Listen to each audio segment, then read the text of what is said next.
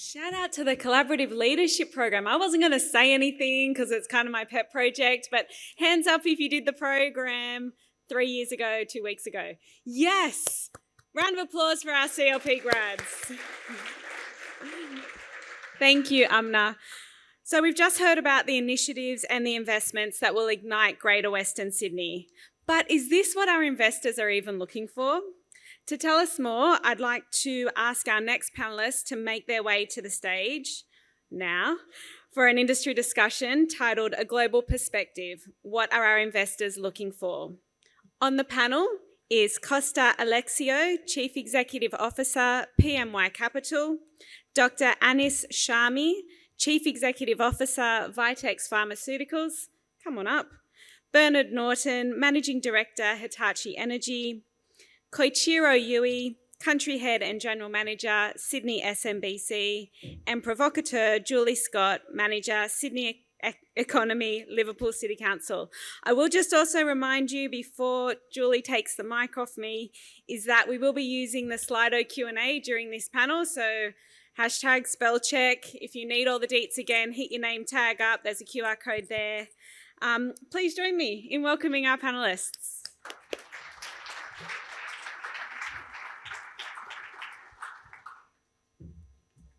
Good morning. Hopefully we're in for a really exciting panellist discussion on investing in Western Sydney. In welcoming the panel, can I make special welcome to you, Son, who's just arrived in Sydney. He's only been in Sydney for the last couple of days, so thank you for coming to the best region in Australia. Yui, thank you. I have an open question to all the panellists.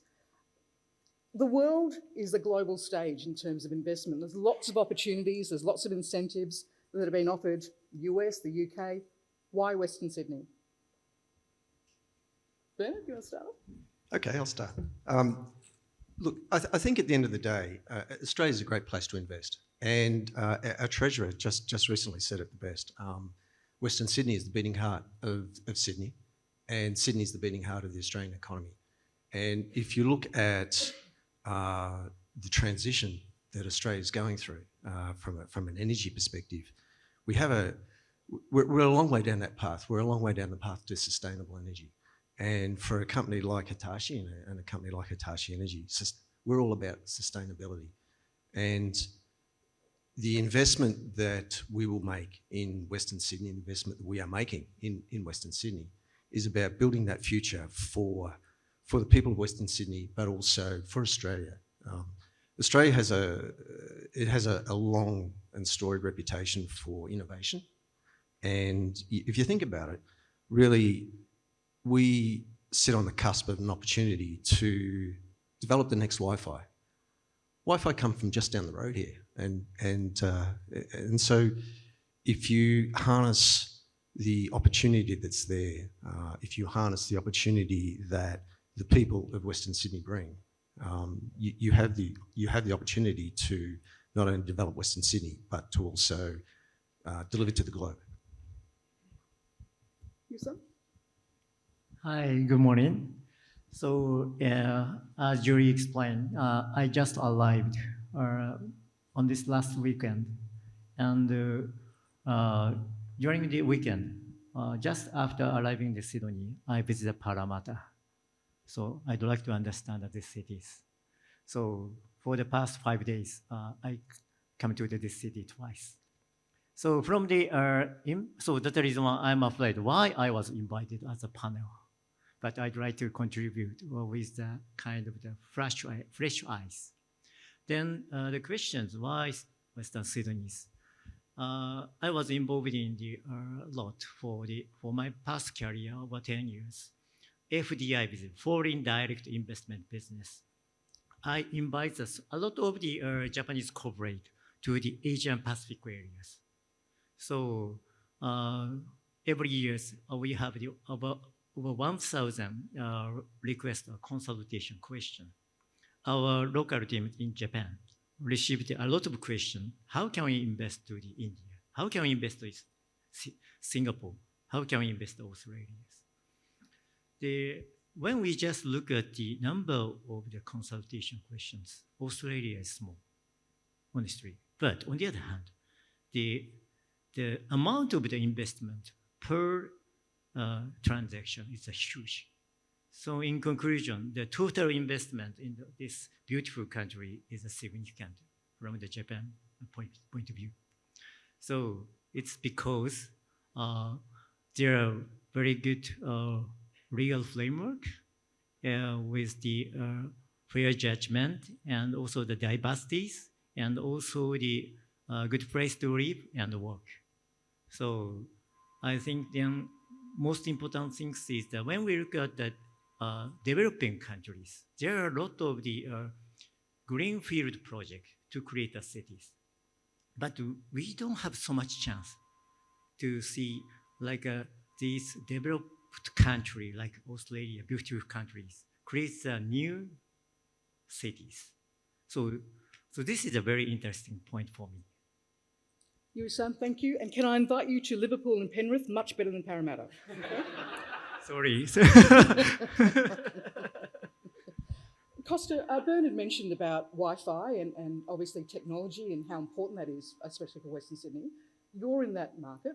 What is important for you and what should we be doing in that space? Yeah, I think, look, it comes down to infrastructure nowadays. We talk about technology. Technology today is not what technology was 15 years ago. This is just basic infrastructure now, and technology is going to play a key part in any major precinct that we're developing. I think where we really need to focus is making sure we take that key orchestral role when we're looking at technology and not looking at it in a silo. And so where I think most projects and venues and infrastructure assets get into a bit of trouble is where they look at something and they might be solving for problem A, but they're actually creating a bit of a problem on the other side of the venue.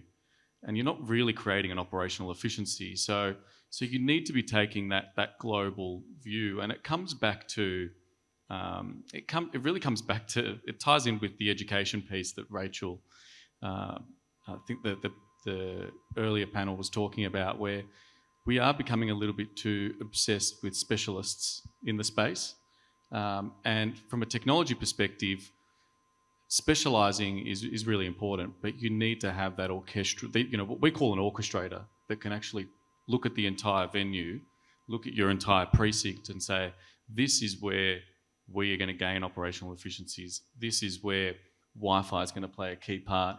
Connectivity is going to play a key part. This is what it will do for the next stage of security, for safety.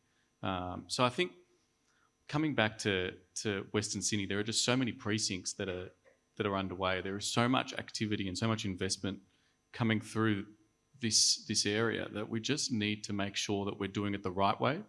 Otherwise, we're not solving for the problems and not getting the most efficiencies out of what our investment should be.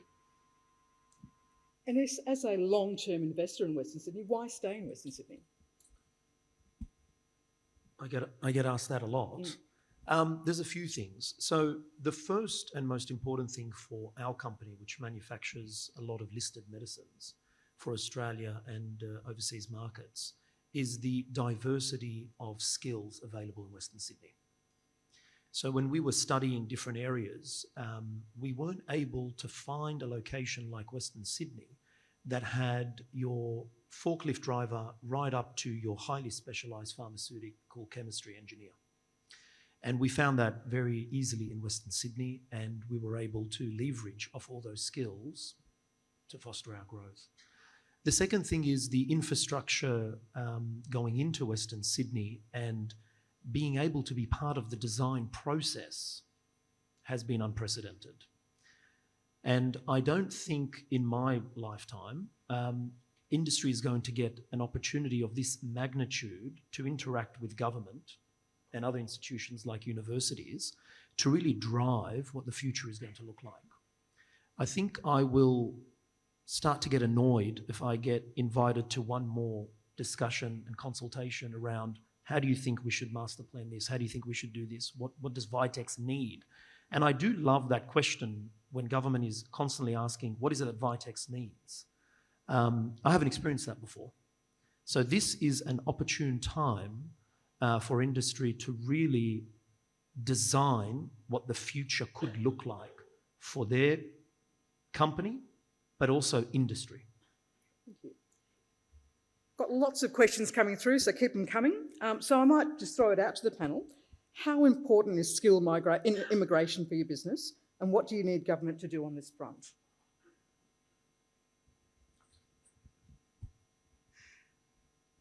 So at the end of the day, as a technology company, technology is relies on people, and you need the skills base to develop that technology. Innovation relies on people. Western Sydney and Sydney in general, Australia, we're a migrant country. You need that skills base. You need the education systems to support that. And Australia in general has a very good record in actually delivering on that sort of thing. So migration creates skills, migration creates markets, migration creates opportunity. So at the end of the day, it's a very important element for us as a business. It's a very important element to drive. It's a very important element to drive growth at the end of the day. And so look, it's important, and we need our borders to be open to actually achieve that at the end of the day. I think through COVID, generally, Australia's done a fantastic job of managing the situation, but we're now at that point where we need to live with it, and we're now at that point where we need to, in order to grow our economy, in order to create opportunities for our people, migration's a big part of that. I totally agree. I think we're not doing enough, to put it really simply. I think our brand in Australia is probably, if not the best brand in the world internationally for students wanting to come and people wanting to come and work here in general. We underplay that far too much. We should be doing the complete opposite. We should be out there actively, promoting people wanting to come here, and then making it, we will have the choice as to what skills are required, but I think we need to be doing more, because if you look at what Western Sydney has in particular is a very highly skilled management base. If you go to any asset, any precinct, any infrastructure asset, major event, if you actually look at the management that are running these events, they are top quality. That is, again, not that normal globally. So our quality of management is actually very, very high.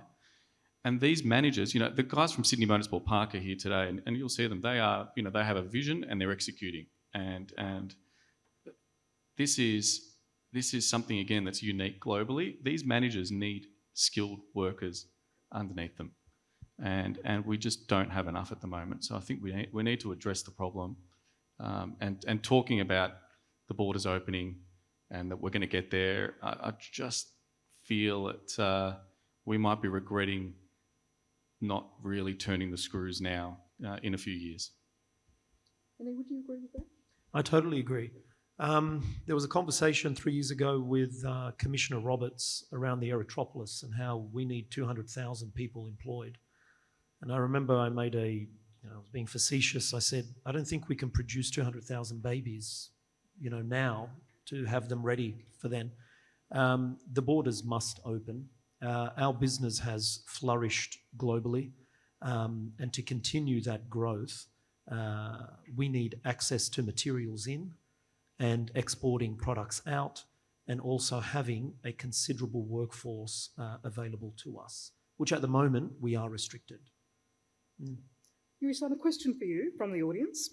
How can Hitachi Energy help with the transition of the New South Wales bus fleet to zero-emission buses?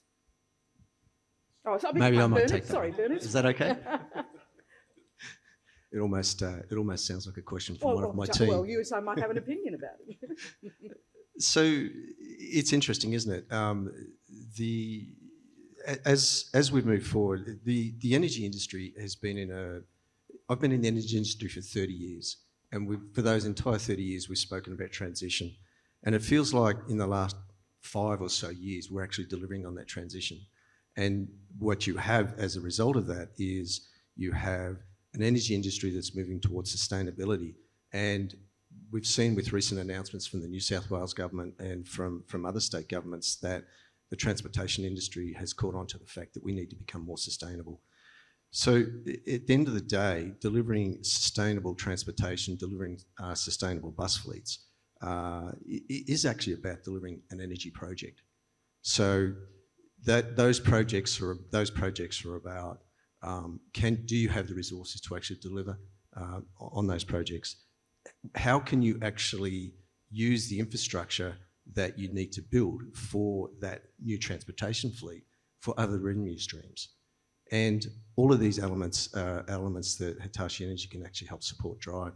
I had a very brief discussion with Scott earlier from Customers, and they're building electric buses right here in Western Sydney, and the opportunity therefore to actually not only build those buses but to actually deliver a complete solution, which is the end-to-end, as we would call it, grid-to-plug solution, to deliver that project, to ensure that you have the infrastructure required, to ensure that you have the fleet, to ensure you have the management systems to actually maintain that fleet through its life cycle is a really important element. So it's not just about the bus anymore. It's actually about delivering on an energy project end to end.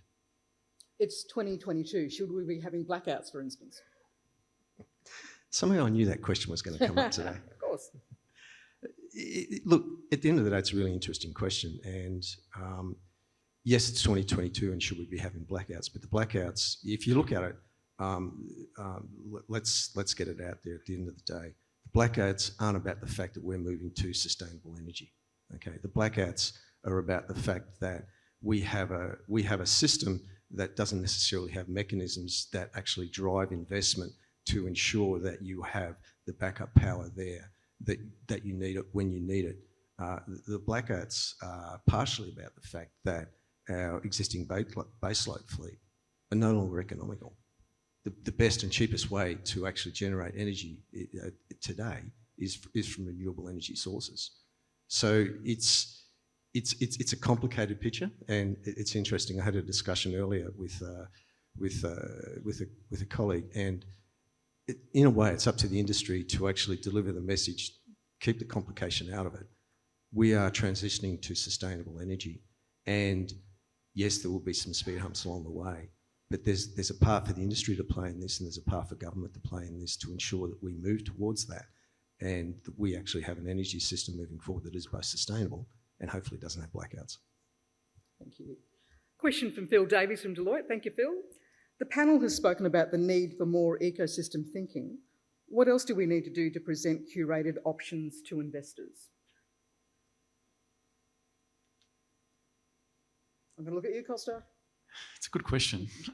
I think, look, a lot of times we're so obsessed with ourselves that we don't look at the other side. I would say, Julie, I think the last 10 years, my expertise is between the US and Australia, so those two markets. But the last 10 years, you look at the US market, those investment groups, those investors, that capital has had a lot of investment opportunity domestically. That impacts what they invest into markets like Australia. And so I think what we need to think about is what do some of these key markets like the US, like Japan, look like over the next 5 to 10 years, and then work backwards from there, because my view is that over the next 5 to 10 years, there will be a lot more international capital coming into Australia.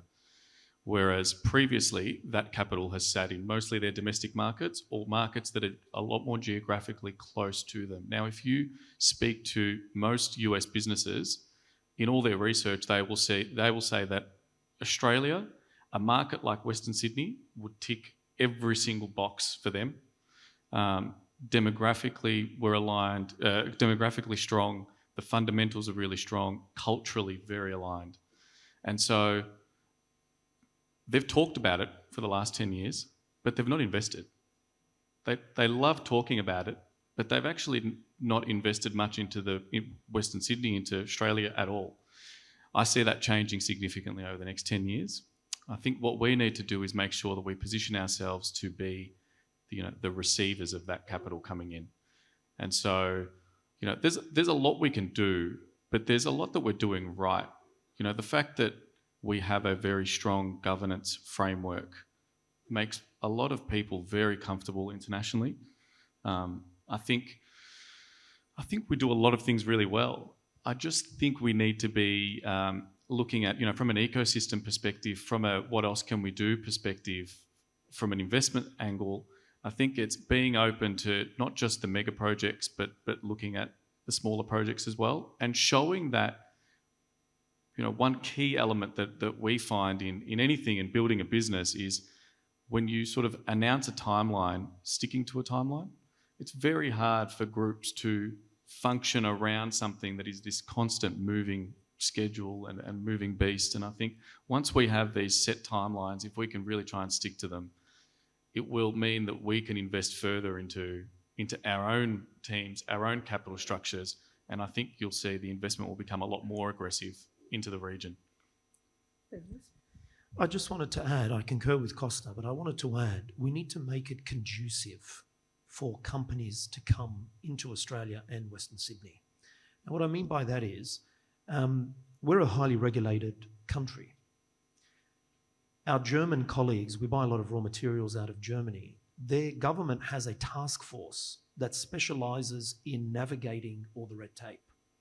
So if you're a pharmaceutical company, imagine there was a specialised team that could usher you through the regulatory process of setting up a pharmaceutical company with the TGA in Australia. And then you would be passed on to another team that helps you around infrastructure and designing your facility in Western Sydney and focusing more on sustainable options. I think there's a lot of noise at the moment because there's a lot of attention, but I think it's time to get organised and clear in how to navigate the process from conception, should we invest in Western Sydney, right up to execution. I think we're lacking that. I'm calling it a task force that will assist companies really deal with some heavy-duty questions that are going to cost a lot of money if done wrong. And now you've got a lot of bureaucrats in the audience, from the public sector, the state government, local government. Is that something we should be focusing on in the next few months? Having that kind of discussion and really thinking about how do we then get through the noise and making that a very clear path? Absolutely. I know bureaucrats don't want more work. I think they've got enough. But at the end of the day, I'm Australian, leading an Australian business, and sometimes I find it hard. Where do I need to go to get this sorted? What do I need to do to bypass this conundrum I've got in front of me? Who do I consult? So imagine if you're completely foreign. That would make it less conducive to invest here. I think we need to find a way, not just recruiting and attracting people, but how do we take them through this machine to get at the other end a viable business that would fit nicely in the Australian economic story. So I think that kind of thinking needs to start happening now. Yuri-san? Hi. So I agree the infrastructure itself. I think due to the strong leadership of the government, regional government, state government, local government, I think we have some certain clear pictures. So from the different view, I think the infrastructure, including the airport or railway itself, is also important, but it's the hardware. The more important, industry development.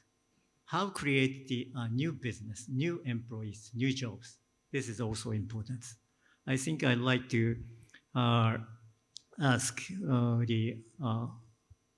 we'd like to do the more focus on these areas. So then going back to my experience, when we look at the name of the Japanese investors into these countries, all of them is a very big top-tier companies. But compared with the other APAC regions, the difference is we don't have so much mid-sized company, medium-sized company, or small SME size of the companies in here. This is my initial views. So how can we attract these medium-sized companies into this region, Western Sydney? So in order to have the very good pyramid and variety of the industry mixed, I think this is what we need to do or what we need to think in the futures. A question from Mark. Does the private sector and broader investment community have a role to play in responding to social and affordable housing crisis in Western Sydney?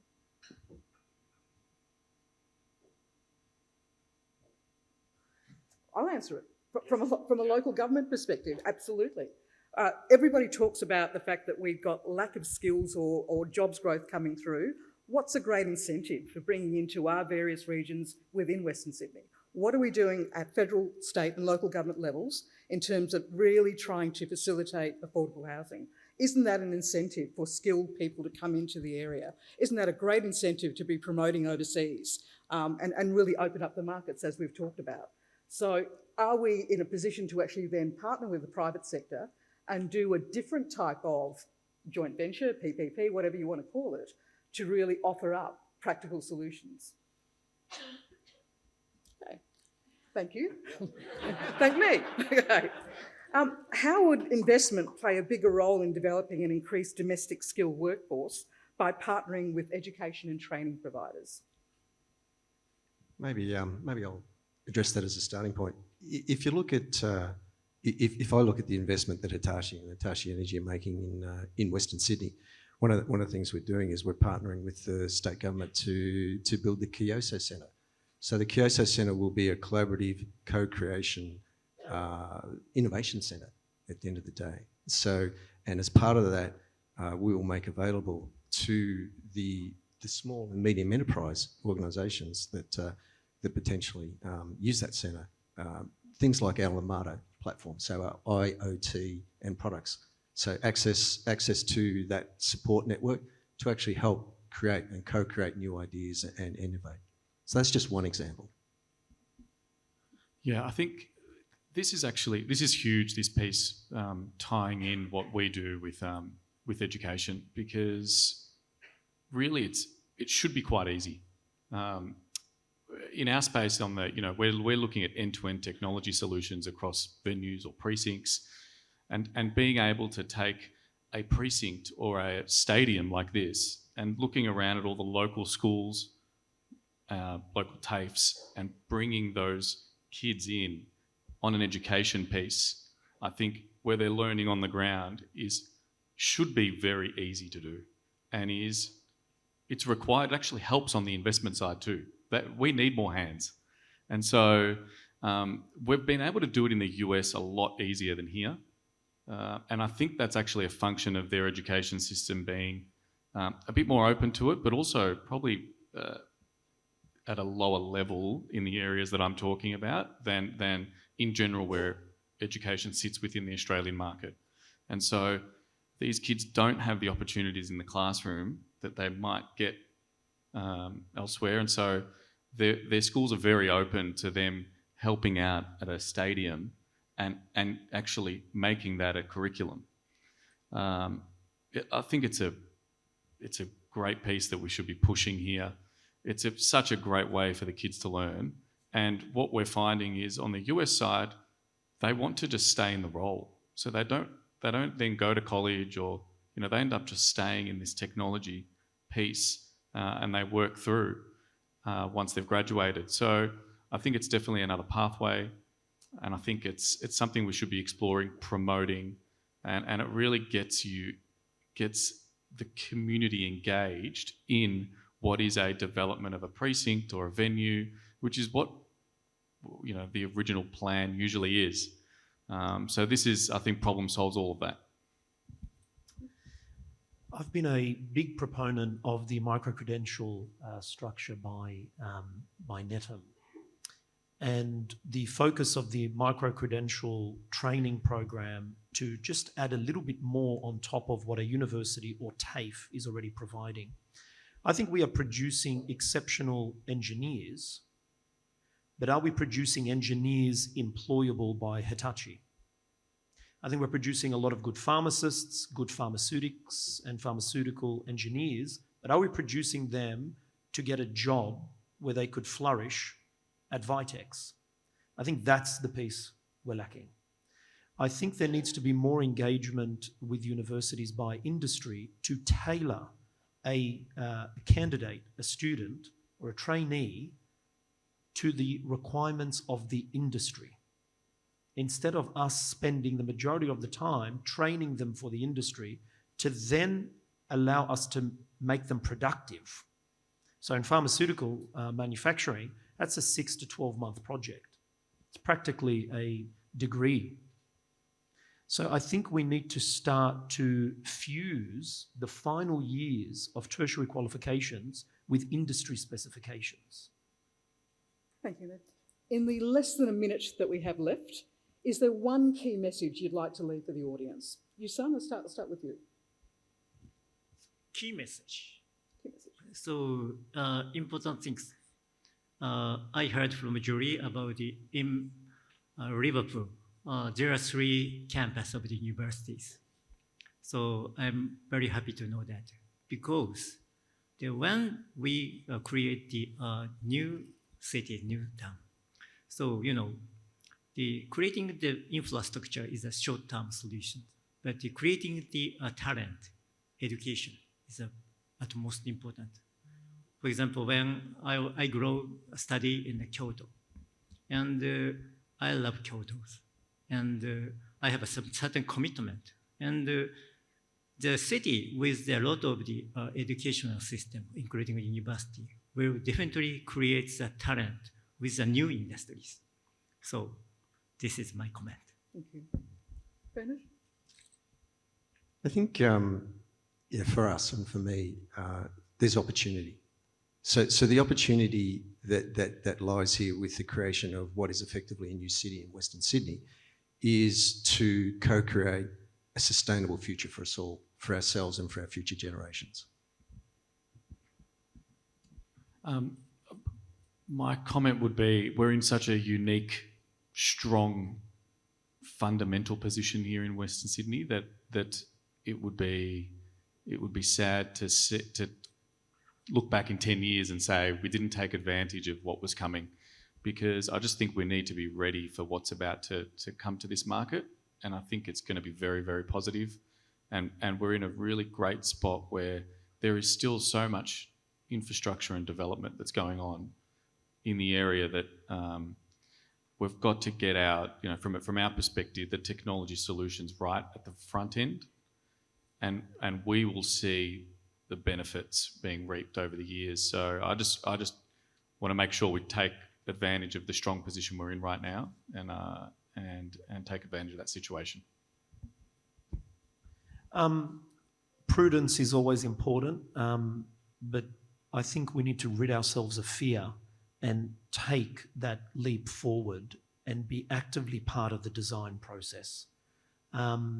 Most of us in this room, and if you are an investor, you may not get an opportunity of this magnitude again in your lifetime. So definitely take stock. And lastly, we are going to be members of a pretty profound history, active participants and members of a profound history for Western Sydney, and we owe it to that future generation to do it right. I don't think we're going to be perfect, but at least do it right, so they don't spend their lifetime fixing our errors. Can I thank the panel? Can I thank you for all your questions? And as the gentleman said, let's make some history. Thank you.